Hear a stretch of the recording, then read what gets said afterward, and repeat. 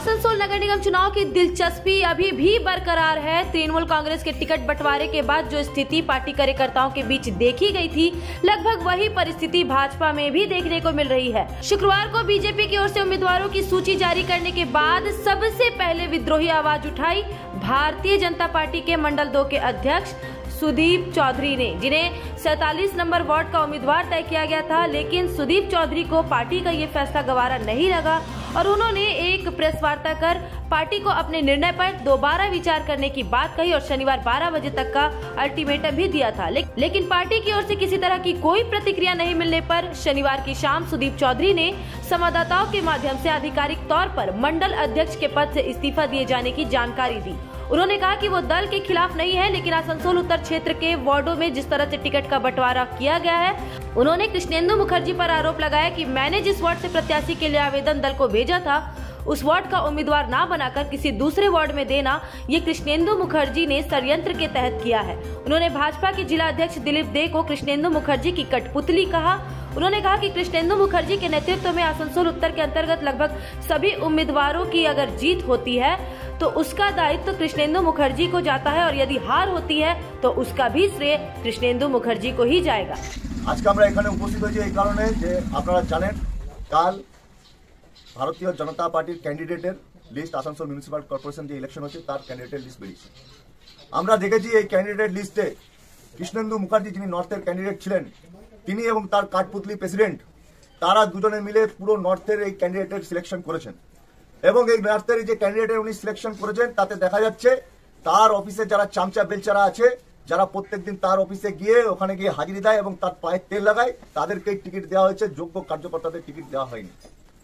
আজকে আমরা এখানে এই জন্য উপস্থিত হয়েছি যে কৃষ্ণেন্দু মুখার্জি যে বিধানসভা ইলেকশনে নিজের ওয়ার্ড জিততে পারেন না, যে নিজের বুথ জিততে পারে না, যে নিজের যে মন্ডল 3 নম্বর মন্ডল তার 8টা ওয়ার্ডের মধ্যে 6টা ওয়ার্ড হারে, এইরকম এক ব্যক্তি আমাদের সকলের ভাগ্য বিধাতা হতে পারেন না। তার এই সিলেকশনকে আমরা মানছি না, মানব না।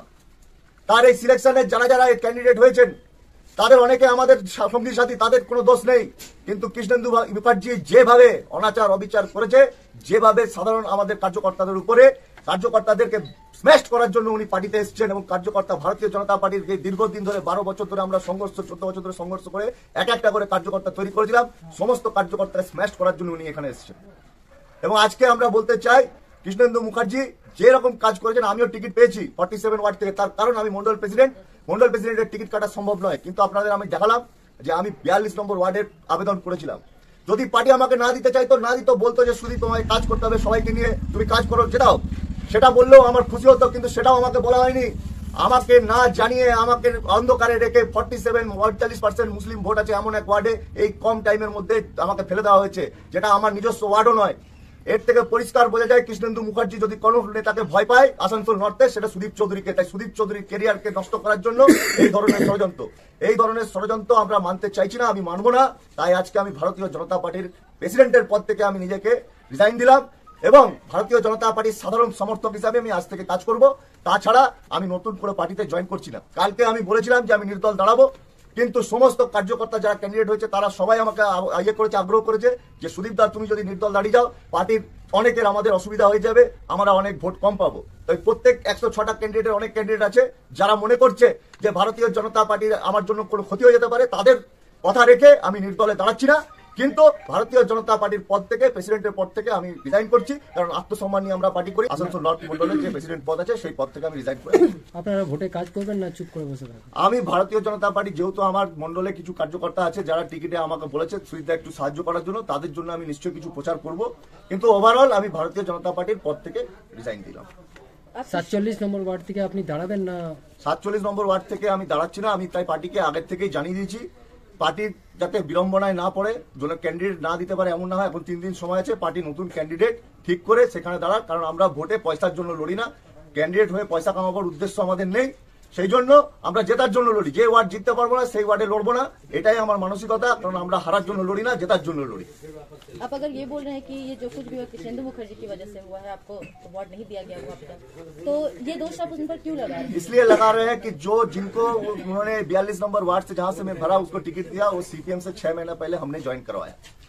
वो उसका काम है सुबह को जिला प्रेसिडेंट के घर में बाजार कर देना और शाम को जाके कृष्णेंदु मुखर्जी के ऑफिस में बैठ जाना। और ऐसे कैंडिडेट जो अपना कृष्णेंदु मुखर्जी जब इलेक्शन लड़ रहे थे, वो चारों बूथ, जो 4 बूथ उनके दायित्व में थे, वो चारों बूथ वो हारे 291 से लेकर 294 तक। और ये चारों बूथ का आप रिजल्ट निकाल लीजिए, चारों बूथ वो हरा है। ऐसे शक्ति केंद्र को उन्होंने दिया। मुझे तो लगता है बांग्ला में कहावत है, रतने रतन चेने शुअर चेने कचू। तो कृष्णेंदु मुखर्जी जेहेतु निजेर वार्ड हारेन, निजेर বুথ হারেন, তাই উনিও এমনই ক্যান্ডিডেট চয়েস করেছেন যে নিজের 4টে বুথ হারেছে, তাই বুথ হারা উনি শক্তি কেন্দ্রকে দিয়েছেন, আমি তাতে অভিনন্দন জানাই। वहीं आसनसोल भाजपा उत्तर मंडल 4 की महिला मोर्चा की अध्यक्ष बबीता राय राउत ने भी भाजपा के 23 नंबर और 21 नंबर वार्ड के उम्मीदवारों को लेकर आपत्ति जताई।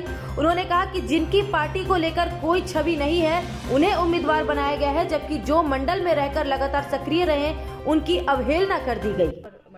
4 नंबर मंडल के हमारी 7 वार्ड है, उसमें से 7 वार्ड में से हमारा 3 तो 4 माइनॉरिटी है, 3 हमारा से फुल है।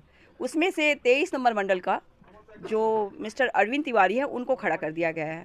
23 नंबर मंडल का अरविंद तिवारी बीजेपी में कभी दिखाई ही नहीं दिया गया हमें। वार्ड नंबर 23 इसमें अरविंद तिवारी जो कभी दिखाई ही नहीं दिया गया हमारे बीजेपी में। कभी कार्य उनसे पूछा गया कि भाई आप 23 से टिकट के लिए, बोले नहीं कभी नहीं मैडम। उन्होंने कल टिकट ये सिलेक्शन हो रहा है और रिजल्ट आउट हो रहा है हमारा, वो बोल रहे हैं नहीं मैडम मैंने तो कोई बायोडाटा नहीं दिया है। फिर उनका नाम कैसे सिलेक्शन हो जाता है भाई, ये तो हमें भी पता नहीं। 21 नंबर में वही हाल है, हमने कभी नाम ही नहीं सुना है, जिनका नाम निकला हुआ है वो उनका नाम से टिकट मिल जाता है उनको। ये सब कैसे होता है भाई? या तो मैं बोल रही हूँ बीजेपी का पूरा हराने का षड्यंत्र रचा जा रहा है इसमें। ये तो साफ जाहिर हो रहा है कि बीजेपी को हराने का षड्यंत्र रचा जा रहा है, तभी तो ये सब कैंडिडेट को दिया जा रहा है। कैसे दिया जा रहा है, कहाँ से ये लोग कहाँ से? और हम लोगों ने इतनी उस 23 नंबर वार्ड चांदमारी में, वहाँ की मैं वोटर हूँ, वहाँ की मैं पैदाइशी हूँ, वहाँ सारी महिलाएं मिस्टर कृष्णेंदु मुखर्जी ने खुद देख चुके हैं कि सारी 23 नंबर की महिलाएं 50-60 उनका जितना इलेक्शन में एमएलए का इलेक्शन में लगा है, सारी 23 नंबर की महिलाएं आके काम कर रही है। अब आप ही लोग बता दीजिए मुझे, 23 नंबर की महिलाएं मुझसे पूछ रही है दीदी आप क्या करें, ना समीर भौमिक है यहाँ पे ना आप है, आपके हम लोग क्या करें बताइए। ये अरविंद तिवारी को तो हम लोग लाइक भी नहीं करते हैं, और ये अरविंद तिवारी है क्या, ये फ्रॉड है पूरे। इसको हम लोग कैसे इसके प्रति होकर, आप बताइए कोई भी पार्टी के, बीजेपी पार्टी वाले कोई भी हमें बता दे सीनियर कार्यकर्ता कि हम महिला को लेकर 23 नंबर में कैसे जाकर काम करें, जिनको हम जानते नहीं हैं। किस बेसिस पे ये लोग खड़ा कर दिया अरविंद तिवारी को? महिला मोर्चा की प्रेसिडेंट जो 23 नंबर में रह चुकी है, उनको हटा के एक अननोन पर्सन को, जो कृष्णेंदु मुखर्जी का चाय लाते हैं और दिन रात वहाँ पड़े रहते हैं। हम सभी जानते हैं कि दिन रात वहाँ पड़े रहते हैं, पता नहीं उन्होंने क्या किया, उनको क्या किया नहीं किया, अब वो जाने और पार्टी वाले जाने कि कृष्णेंदु मुखर्जी के लिए अरविंद तिवारी ने क्या किया। अभी आपका फैसला क्या रहेगा पार्टी को लेकर? अभी देखिए हमारा फैसला रहेगा, हम पार्टी के लिए 23 नंबर में वो कार्तिक दा को खड़ा किए, हम बीजेपी करते हैं और बीजेपी करते रहेंगे। ऐसा नहीं कि हम कुछ गलत सिद्धांत लेंगे या कुछ गलत करेंगे, हम बीजेपी करते हैं और बीजेपी करते रहेंगे। लेकिन 22 नंबर में जो कार्तिक दा को खड़ा किए हैं उनको जिताने की पूरी कोशिश करेंगे हम लोग, कोशिश सब मिलकर कोशिश करेंगे। लेकिन ये कृष्णेंदु मुखर्जी ने बहुत गलत डिसीजन लिया। ये सुनी सुनाई बातों पर आप डायरेक्ट दोषारोपण कर रहे हैं? नहीं, उनसे फोन पे बातें हो रही है, हमें कैसे दोषारोपण करूंगी मैं? मेरे पास रिकॉर्डिंग है मिस्टर अरविंद तिवारी का, आप ये सोचिए मेरे पास रिकॉर्डिंग है कि मैडम मैंने कभी बायोडाटा नहीं दिया है। भोले बाबा के कसम खा के बोल रहे हैं वो कि मैंने बायोडाटा नहीं दिया है। और फिर कुछ दिन पहले उन्होंने खुद, वो भी रिकॉर्डिंग है मेरे पास में, कि मैं टीएमसी की तरफ भी बैठता हूँ जाकर और बीजेपी की तरफ बैठता हूँ, सबकी तरफ बैठता हूँ। मैं एक समाज सेवा ऐसे ही करता हूँ। आप लोग बोलिएगा तो करेंगे, छठ में साड़ी दीजिएगा तो हम बांटेंगे, अपने पैसे से तो नहीं बांटते। आ जाइए, हम आपके साथ रहेंगे। टीएमसी वाले के साथ भी वो दिखाई दिए हैं। नाम और परिचय? मैं बबीता राय राउत 4 नंबर मंडल से हूँ।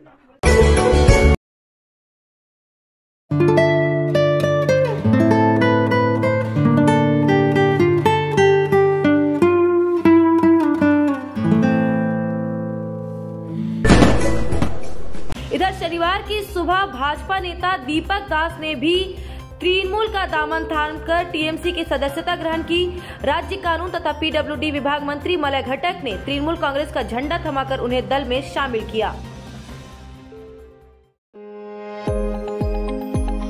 अगर आप एक जैसा खाना खाकर बोर हो चुके हो और आपको वैरायटी ऑफ फूड चाहिए तो फिर आज ही आए दी पेपरी। यहाँ आपको इंडियन, चाइनीज में हर तरह के डिशेस का टेस्ट मिलेगा। If you are a foodie and want to spend some time with your friends and family, then welcome to the Pepri. You can also order from Zomato and Swiggy at home. The Pepri, ground floor of Central Mall, opposite Big Bazaar, Asansol.